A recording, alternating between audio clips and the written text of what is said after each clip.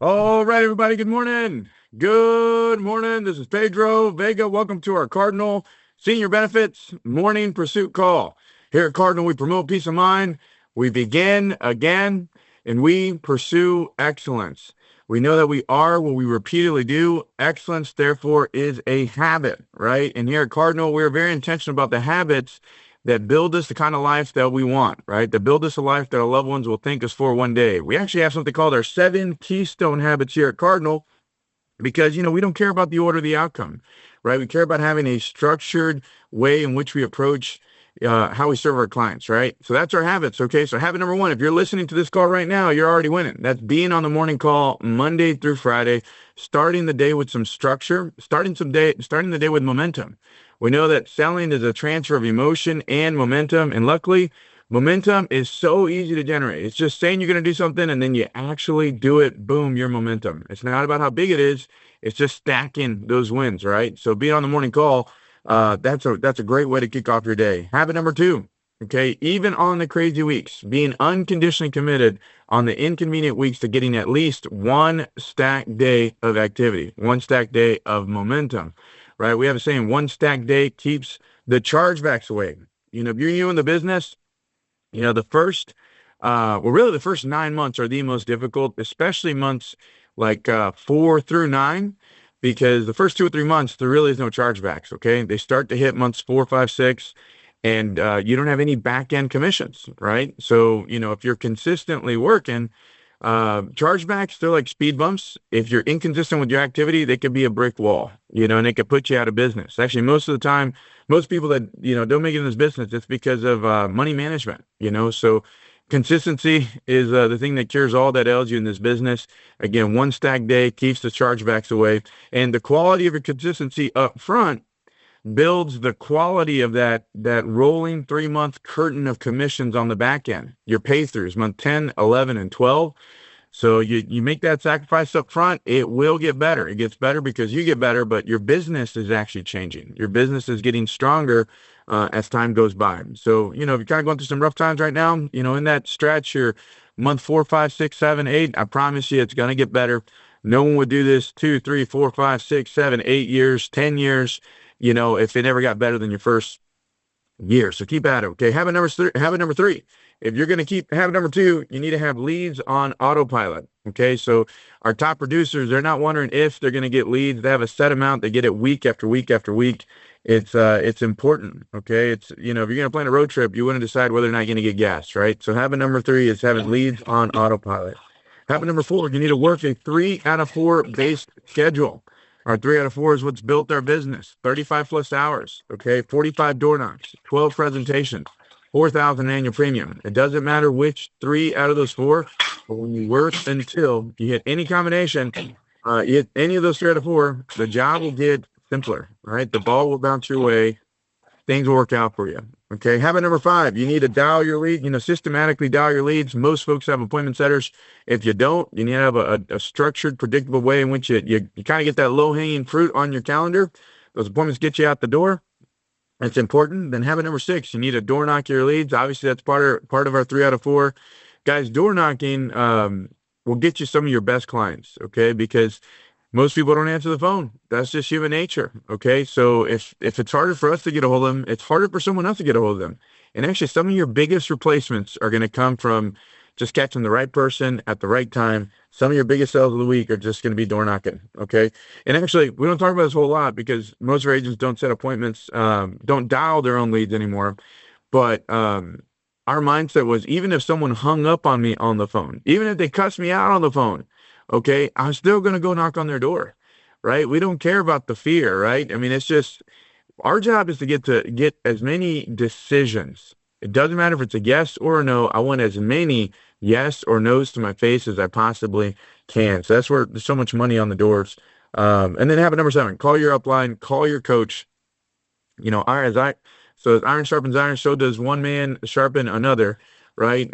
There's an opportunity cost to what you are not learning if you're not calling your upline, calling your coach, calling your trainer in the house, after the house. Okay.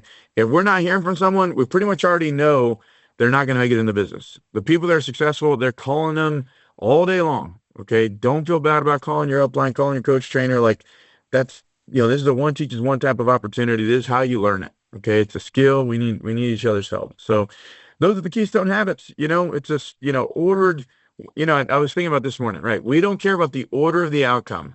Okay. We have an ordered and structured way that we approach our habits, right? So, anyways, I know I've talked about those in a while, so I want to hit that. A couple quick nuggets, and we'll get to the stats and two speakers.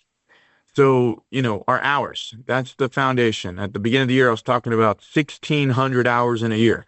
Give yourself 1,600 hours of quality work, okay? In straight commission sales, you have to move with intention, purpose, and a sense of urgency, right? So work is very specific in our business. That's either with the prospect or directly as fast as you can get there on the way to the next prospect. And a prospect is someone that is willing and able to buy. Okay, that means they have to have a form of income, a consistent monthly form of income, whether it's Social Security, disability, or some kind of job, right? So if you're sitting with someone and they don't have a source of income, okay, the time you're spending there is not working. Like once you figure that out, again, you got to be thinking, I need to sit down with as many prospects as I can. And with Miss Jones, direct on the way to see Miss Jones, that is work. Sometimes you hear 35 hours, you think no big deal. And it's like, no, I'm talking about quality work. Not all work is created equal, so yeah, you got to move with intention. Okay, so that's one thing I want to reiterate. But then the other thing is just how sharp is your focus with your start time and your stop time?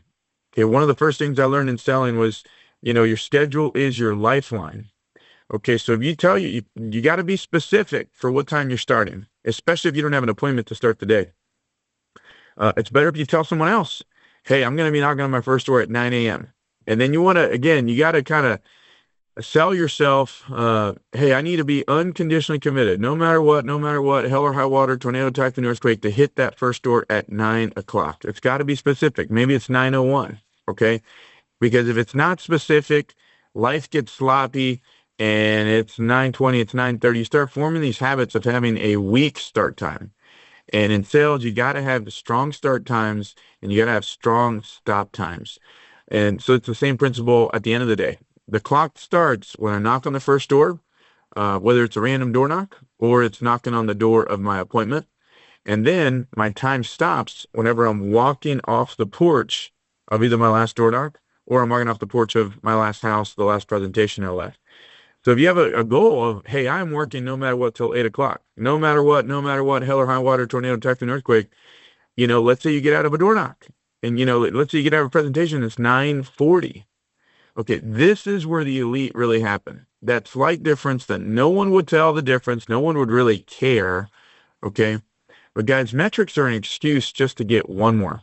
So if you get out of the house and it's 7:40 and you told yourself, hey, no matter what, I'm going to work until 8 o'clock, then you're like, well, I'm not done, and work is either with Miss Jones or directly on the way to see Miss Jones, then I guess I got to go get another door knock. Okay, I'm going to keep working until I'm walking off of a porch after the time I said. Guys, that kind of mentality, that's what gets you that one extra presentation a day or those extra 2 or 3 presentations a week. And then that saying, any given house can double or triple your week. That's where the magic really happens. I know it's super boring. This sounds like dumb or just simplistic, but guys, that's how $4,000 or $5,000 weeks turn into $11,000 weeks. Just little choices like that. All right, let's get to the numbers. Okay, so yesterday, let's see the dailies here. Shout out to people on the board. John Ferguson, 821 door knocks, 7.5 hours in the field, had one app, one presentation. Great job. Mr. Nicholson had a $12,000 week last week, 921 yesterday, got an app on the board. Mr. Brooks Collins also had a great job last week, I think 8,300 or so. Beautiful week. Mr. Collins, 900 yesterday, 1 on 6 presentations, 4 door knocks, 9 appointments, 7 hours in the field. Mr. Dykes, 1,400 yesterday, and he's off to a killer start right now. Dykes, great job. Last week, I think it was $17,000 a week, incredible. 1,400 yesterday. Freitas Saba, 1,400 yesterday, 2 on 3, 10 door knocks. Miss Gianna Francis, she'll be sharing here in a bit. Gianna with 1,500 on a day, 1 application yesterday. Had a $12,000 week last week. I'll circle back to that. Top 5 on the day, Mr. Tanner Nappy, 2,000 on the day. Had, 7 hours in the field, 7 door knocks, 3 applications, 3 presentations for 2,000 on the day. Mr. Nappy, great job. Number 3, Mr. Zach Wright over there in Albuquerque, 2,400 on the day. 8 hours, 8 appointments, had 4 door knocks, 3 apps on 4 presentations for 2,400. I love it. Miss Brooke Peterson, 8 hours in the field, 8 appointments, at 4 on 4 for 3,600 on a day. Great job, Brooke. Happy for you. Number 2, Mr. Anthony A.P. Price, 3,768 on the day, 8 hours, 9 appointments, at a door knock, 4 on 4 presentations for 3,800. Just a beautiful job, Mr. Price. And then number 1, King of the Hill, Mr. Zach Benavides. I think best day yet. It's kind of funny when you're not sure and days are this nice. Had 4 hours in the field, 3 appointments, 6 door knocks, 1 application on 2 presentations, 1 application for $10,452 in annual premium. What a day, what a house. So we're going to be hearing about that at the very end of the call. So great job, Mr. Zach Benavides. All right, so switching gears to Miss Gianna Dikis now. Gianna, good morning. Good morning. If you want to unmute your phone, can you hear us? Great morning, Pedro. Yes, I can. Great morning, Gianna. Great morning, not good morning, Dikis. Last week, having a beautiful week, $12,070 in annual premium, 40 hours in the field, 47 door knocks, had 21 appointments, ended up with 10 presentations, and she closed 11 applications on 10 presentations. And looks like 3 of her apps came from the door, 4 of her presentations came from the door. So just a well-rounded week. Jenna, welcome to the call. Congratulations on your week. We'd love to hear more about it. Little things added up, things that made a difference. Anything to help you have a $12,000 week, we'd appreciate it. The floor is yours. Thank you, Pedro. Today I really wanted to focus my part on mindset.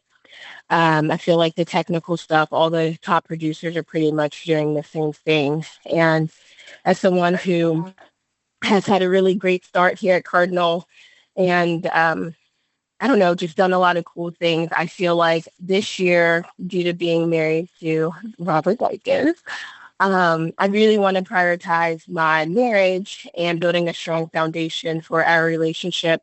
And so I am deciding to work closer to home. Typically, I would work in Bell County, which is could be an hour and a half away, and then an hour and a half drive back. And so I'm working here in Austin, and it is so much resistance. And I feel like Bell County is objectively easier. People were just more friendly because they're not in the city. Sure. And so being here over the last 2 weeks, I even called Quentin. I was like, Quentin, where are my Medicare leaves? When are they coming? Because Austin's just very hard. But that being said, first and foremost, all glory to God, because I am trusting that He is putting this on my heart to work closer to home, obviously prioritize my marriage for a reason. And so I'm just trying to trust Him in the process. So some of the things that I've been doing to really, really, really focus on my mindset that I feel like plays a big role to why my numbers are still 10K a week. One, I started listening to the Go for No book last week. Robert he has talked about this book multiple times in the call, and I just never made time to listen to it. And I'm like, you know what? Let's just give this book a chance and let's see what happens. And by the end of the week, I was so pumped to literally go for no. So the concept of the book is the person who is going to come across the most no's typically is going to get the most sales because typically they're seeing the most people. And he talks about the concept of our different tolerances, for lack of a better word, for the word no. So some salespeople, they're going to get enough no's just to hit their quota, and their level of comfortability with no is just a tolerance word. They tolerate no to hit the agenda, which is their quota. Then the next level is people who actually really want no. I want people to tell me no, so I'm not just gonna hit that quota. I'm gonna set goals beyond that quota, and I'm gonna be okay with hearing the word no. And then the next person is the person who embraces the word no. And I'm using different words than he used in the book, but the concepts are the same. This is the person who is not just going to go for no, but they're going to go for no in a big way. So a way this can apply to our industry is the one and many approach. That could be me reaching out to senior communities and running bingo events and doing a one-to-many approach while talking to a bunch of people at one time for life insurance and trying to get appointments with them. And some people are saying, hey, no, I'm just here for the bingo, but maybe 5 or 7 actually will set an appointment for me. So just like hearing that as I'm going through my week is like something that really helps me out.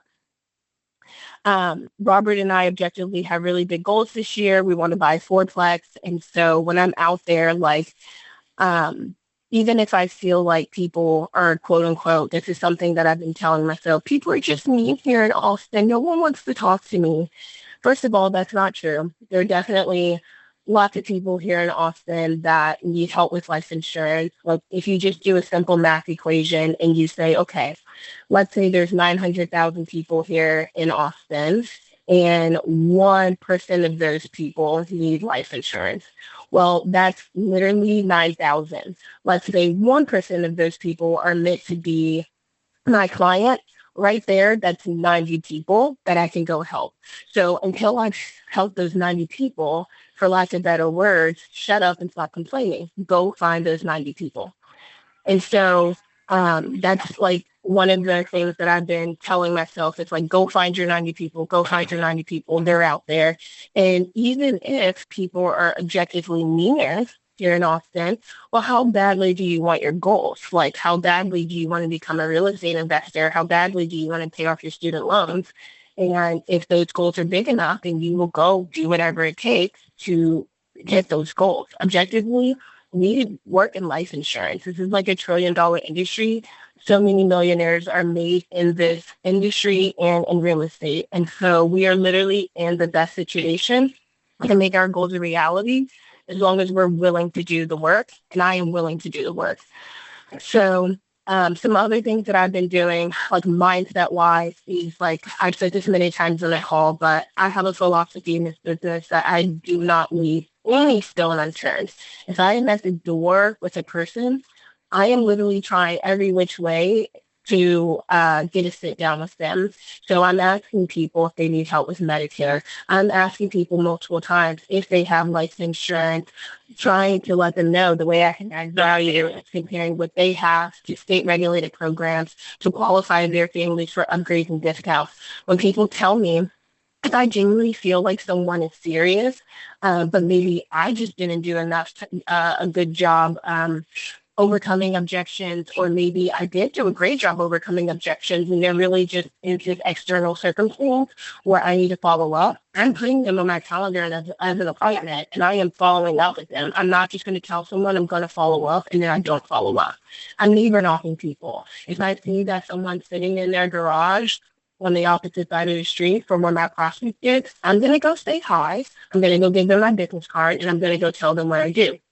Because I'm working here in Austin, I don't have 90 minutes drive home anymore. So I can come home. And one of the things I've been doing for an hour is I get on my business tracker and I'm calling my own client. And I'm simply saying, and this is for Cam because he asked me what I was doing for my annual review. I say, hey, Pedro, this is Gianna. I'm your life insurance lady. How are you? I'm like, oh my gosh, yes, how are you? And I'm like, I'm wonderful. Life update, actually got married a month ago. And then I told them I'm going to send them photos, and they're super excited for me. And then I told them, hey, this is why I'm calling. I'm actually calling because I need to do your annual review for your life insurance. Do you have 5 minutes? And they're like, yeah. So when I first started, I was not getting my beneficiary phone numbers. And genuinely, I am getting those because I need it if something happens to them. And then I go over their policy. Hey, you have a $5,000 guaranteed trust life policy. This is running you $40 a month. Prices are going up. Or were you wanting to get a little bit of extra insurance? I also asked them, have you gotten any insurance since the last time we talked? If they have, I'm going to review that insurance and see if I have something better for them. If they have not, then I'm going to, again, just stick with, were you wanting to get a little extra insurance? Prices are going up. And I actually had 4 people tell me yes yesterday. So I'll be working on those applications today. So I am not letting my circumstances on the field necessarily impact what I can be doing to get to the AP that I want to get to. One of the things Pedro said last week that has really helped me often is extremely big, and the traffic here is just obnoxious, meaning that I can be trying to go 7 miles and it might take me 40 minutes. So I decided to take my business back into my own hands and not be a slave to my appointments. If I have an appointment that's 30, 40 minutes away, I'm not just going to go to that appointment right away. I'm going to try to knock 3 to 4 doors in the zip code that I'm already in to make sure that I'm trying to see as many people as possible. Like, if this is a numbers game, then I can't afford to just be driving 40, 30 minutes all day to get to appointments. Like, that's ridiculous. And that's why I'm getting more appointments at the door because, again, I have to force how many people I can see in a day. So don't just be so anxious to go to an appointment that's probably going to tell you no anyways or going to no show you. Go knock your doors. Another thing that I've been doing for mindset is just really having an attitude of gratitude, thanking the Lord for the sun, thanking the Lord for good weather, thanking the Lord for a car that is comfortable and actually has AC. The first 2 years of this job, I did not have working AC. It is so hot here in Texas. It was nasty. So just thanking, God, whatever, for the things that are working in your life. And then the last thing I wanted to share when it comes to mindset and kind of some technical skills is because I genuinely see less people because of how spread out Austin is. I am mastering some of my skills. I'm listening to my sales talk every single day. I'm listening to the door knock approach that Nate sent me like a year or so ago. I'm practicing talking a lot more slowly when I'm in the house. I'm a naturally energetic person. People love my energy. But that being said, I know that if I want to take the last level of mastery, I do need to slow down. And so I'm challenging myself, looking at myself in the mirror and saying, Gianna, you're good, but how do you become great? How do you become excellent? And I'm working on those skills. I'm getting out of the house extremely fast if I feel like someone is a waste of my time. I'm going to sit and quote somebody who's not giving me good answers.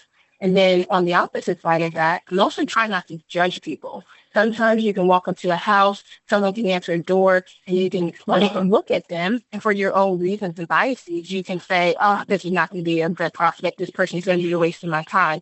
But give them the chance to get the service that they've requested. Ask them the question. And if they are giving you good answers, go through the process. There's so many times where I think someone is just going to waste my time because of the way they look. And that's horrible to say, but it's true.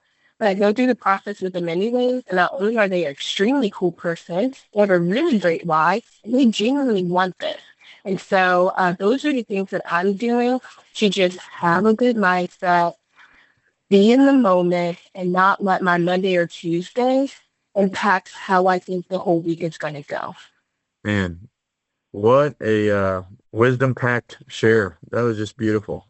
Janet, great job. Man, talk about owning your situation and figuring out how to make the best of it. I love it.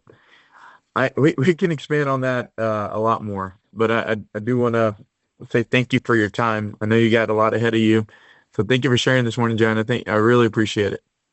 Thank you, Pedro. Man, so many things there. So many things there. There's a saying. These are, I guess, axioms, paradigms. They don't apply 100% of the time, but they help you more most of the time, right? And one of them is it's never the land, it's always the man. That just rhymes, but Gianna, she's she sells more than a lot of men. It's never the land, it's always the man, and the only territory that matters is the space between our ears. Now, even with that statement, you can adjust it a little bit, right? It's like, how are you rising to your environment and your situation and making it better? I love the logic she put there of 900,000. 1% is 9,000. But I think there's more than just 1% of people that need what we have, right? But it's just putting things in proper perspective. I love it. All right, well, I got to hear this story. Mr. Zach Benavidez, good morning. Good morning. If you want to unmute your phone, can you hear us? Can you hear me? Yes, I can. Yes, I can. Dude, Okay. it was fun reading your stats, seeing a $10,000 day. And I always wonder, like, okay, is that a double entry? And nope, it was not a double entry. So, yeah, man, tell us the story. We'd love to hear it. Congratulations on that $10,000 day. Well, obviously, 100% skill. I wasn't lucky at all, just kidding. Complete opposite. But yeah, so well, actually I worked with Freitas yesterday. We worked together yesterday since he flew down to Florida, and I had this client I talked to you about. It was about maybe 18, 19 months ago, like within my first year, and he had a $250,000 term policy, but he was already it was going up every year, and he was paying that next year he was going to be paying $2,300 a month for his term policy, and he had some health conditions. He had just got diagnosed with like POTS, which is something you're not going to find in underwriting, but it's kind of like a heart arrhythmia, kind of, it's really tricky to figure out the underwriting for it because he takes certain um, he was on Eliquis and they took him off and then they put him, it was just the doctors didn't even know what to prescribe him for this. They were like testing. I remember you calling me about Yeah. So, yeah, long story short, over the course of probably 2 months, so I finally closed the deal. We got him like 9 different insurance policies with 9 different companies for $250,000 in whole life. So that total premium was about $2,300 a month he was paying for all those policies. Half of them were graded and then half of them were level. And yeah, that's just what we had to do. And I told him, hey, that's the best you can do. Like, no one else is accepting you with these medications. So anyway, I got the email that Transamerica Express just bumped up their final expense benefit. You can insure someone for up to $100,000 for Transamerica Express. And that was one of the companies that I realized, and I was talking to Freitas about it, and I was like, wait a second, yeah, thanks for that idea. I needed to talk to this guy because that was one of the companies that he needed to be off a prescription for a little longer before I could apply for him. So sure enough, I visited him here in the turf I was working. Luckily, it was the same area. Caught up and then said, hey, is it okay if I apply for this for you? And I cancel some of these graded policies to get you level. And he got approved, $100,000 whole life, and it was $871 a month, which brought down his total monthly bill to about, I think, $2,100 is what he's paying now. So he was happy about that. So anyway, and this also was a door knock, like 18, 19 months ago. That's got to so be not an appointment story. I think you got it. I think you got it. Yeah, it was pretty crazy. So yeah, so I guess if there's one thing I could share about it, it's like, there are maybe one of 700, maybe one of 500 people who you're not going to be an insurance agent to. You're going to be like a financial advisor to. And usually financial advisors, they take, it takes months to sell a $250,000 policy. Like, you got to build trust, you got to follow up, you got to let them think about it. And so me, not just pressuring him, but commit $2,000 the same day and then following up 3-4 more times led to me, kind of getting paid extra because and putting him in a better spot at the same time. So yeah, that's it. Yeah, well, that's a lot, dude. That's awesome. I forgot it was that many policies. So if I heard you right, it was going up to 2,300 a month, and he's like, I don't care, I just want to keep it. I don't know if I fully. No, so his term policy was going to be $2,300 a month, and it was going up every year, and it expired at 80. So I told him, hey, and it's kind of crazy. It was so overpriced. I was able to find him whole life for around the same price. Wow. In other words, which is crazy. But again, people care about this, right? Some people call life insurance love insurance. You're not going to get this for people you don't love. And so he was like, well, if I can handle it, but at least I don't have to worry about it going up. That's kind of what the angle was on that one. Or expiring. Yeah. Yep. Exactly. And expiring. Nice. And then again, half of that was graded. So now you got them. It's all level now, right? I mean, it was. Yep. All of it. All 250. Yep. Nice. Dude, so guys, this is a great example of the fortune is in the follow-up. It's funny how these tied in the calls today, right? About, the hardest part of the job is really months. Obviously, you got to figure out the job, right? Lay foundation, but months, 4 to like 10, because you have no back end, right? Like, it gets better because you get better. And Gianna talked about working through her business, having a system for doing those annual reviews. And then Zach, if you weren't organized, you could have easily just forgotten about that guy, and capitalized and served him.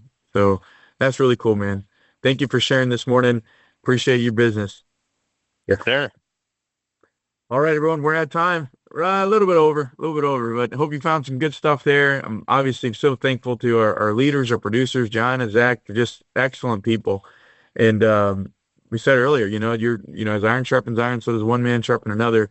We're the average of the 5 people we interact with most often, right? So I'm thankful for this call because you're getting to hear how these top people think, right? What is their reflex response to situations and circumstances, right? There's two types of people in the world, those who make excuses and those who find a way. And we lean into, right, believing that we can find a way. And we help each other out as we do that together. So I got a little quote for you. I'm doing this Bible in a year. It's really taken me 2 years where I listened to it. And I'm in Sirach right now, and I came across this. It says, those who understand sayings become skilled. Um, Dang it. I can't, I wrote it down too fast, so I didn't even, let me do it again. And pour out apt proverbs. Skilled themselves and pour out apt proverbs. So God, I told Robert Dykes, it reminded me of him, right? It just, he spends times with these quotes, spend times with these sayings. Guys, when you're out there, it's effort and attitude, right? If you're not saying something positive, you're likely thinking or feeling something negative. So taking the time to learn some of these sayings so that they're easily disposable, easy for you to call. It's like calling a friend, right? There's just so many opportunities we have out there in straight commission to get better. So anyways, remember guys, stay all day to have a great day, all week to have a great week. Any given house can double or triple your week. Happens all the time. You heard it today. So it just makes sense. You're next. Y'all have a great day. God bless. Catch you guys tomorrow morning. Thank you very much.